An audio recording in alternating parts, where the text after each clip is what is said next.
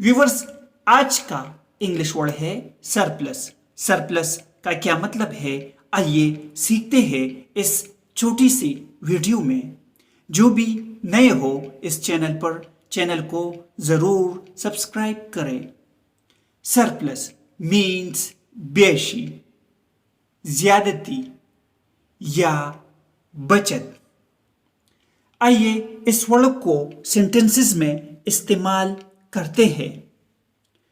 Wheat was in surplus that year. इसका मतलब है इस साल गंदम सरप्लस थी यानी ज्यादा थी। Wheat means गंदम। These goods are surplus to requirements. Requirements means ज़रूरियात। इसका मतलब है ये सामान ज़रूरियात से ज़ायद है यानी ज़्यादा है। Viewers, like and share this video.